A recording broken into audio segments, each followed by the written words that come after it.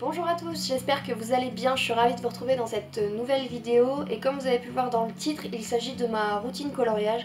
Donc c'est une petite vidéo toute simple dans laquelle je vous montre un peu mes habitudes quand je colorie, un petit peu mon organisation, etc. Donc j'espère que ça va vous plaire et je vous laisse avec la suite. Donc je commence toujours par nettoyer mon bureau. Ceux qui ont des Prismacolor savent qu'ils le font des déchets sur les bureaux, pas possible, le mien est blanc en plus. Donc il est sans arrêt dégoûtant pour rester poli. Donc je passe toujours un coup dessus avant de commencer à colorier.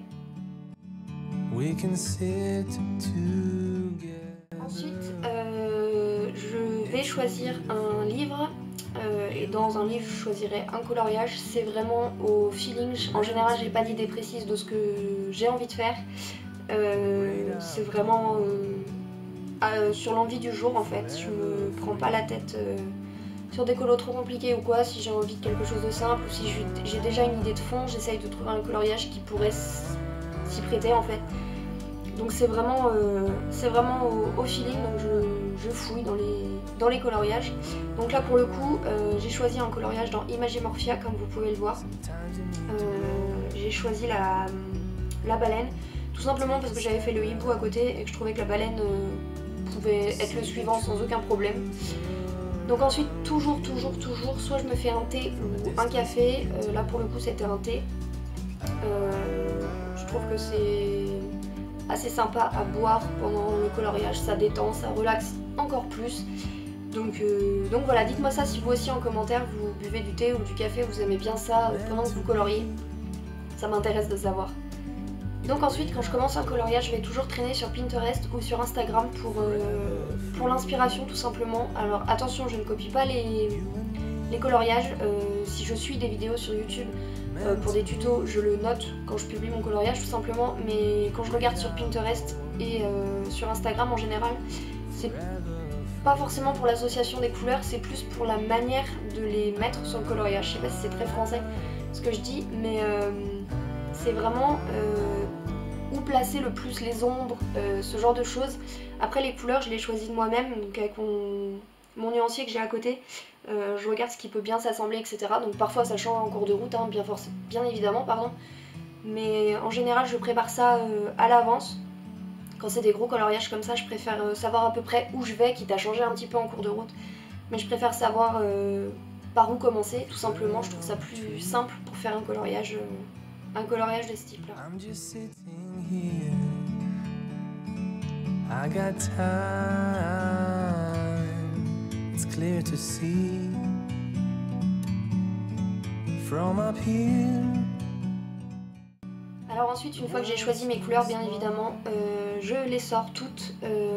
Ça m'évite d'avoir à retourner dans ma trousse 25 000 fois au cours du coloriage. C'est quelque chose qui m'agace énormément. Donc j'essaie de les préparer tout à l'avance, de sortir ce dont j'ai besoin, les différents crayons, les différents pinceaux, etc. Je préfère préparer ça à l'avance, tout mettre dans ma petite trousse et j'ai ça à portée de main durant le coloriage. Forever free.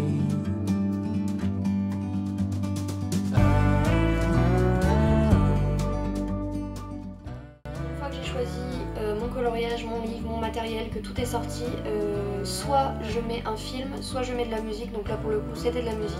Mais parfois si le coloriage est assez simple, etc., que j'ai vraiment pas envie de me prendre la tête, je mets un film en fond, en arrière en fait. Tout simplement pour me détendre encore plus. Là pour le coup c'était de la musique, c'était une playlist de musique pop douce. C'est une que j'aime beaucoup écouter quand je fais du coloriage.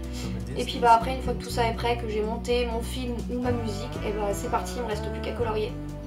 Donc je vous ai montré quelques secondes du début du coloriage, puis je vous montrerai le final à la fin. Meant to be in the great outdoors, forever free, you and me, meant to be in the great outdoors, forever free.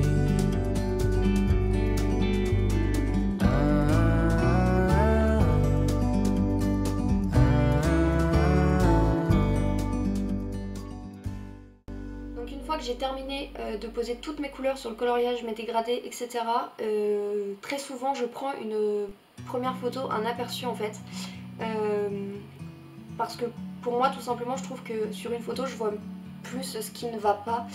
Et ça me permet de corriger un peu quelques trucs. Là, pour le coup, je voulais rajouter du blanc sur la baleine. Je voulais éclaircir un petit peu mes poissons que je trouvais un peu trop rouges, qui ressortaient pas très bien sur la photo. Donc je fais toujours une petite photo comme ça pour pouvoir me rendre compte plus facilement de ce qui va ou ce qui ne va pas dans le coloriage. Et ça me permet de corriger ça après, quoi.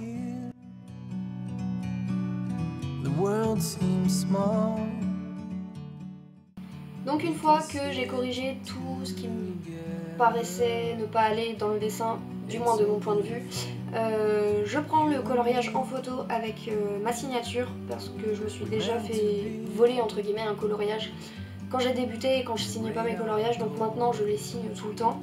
Et puis après il me reste plus qu'à ranger tout mon matériel, etc. et à renettoyer mon bureau une nouvelle fois parce qu'il était à nouveau tout sale.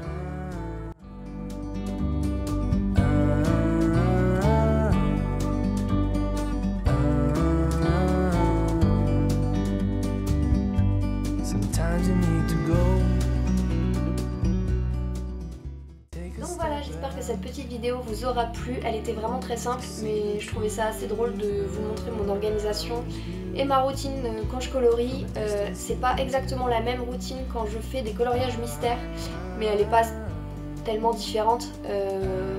La plupart des choses restent identiques. Donc j'espère que ça vous aura plu. N'hésitez pas à me dire en commentaire vos petites habitudes à vous, ça m'intéresserait de savoir.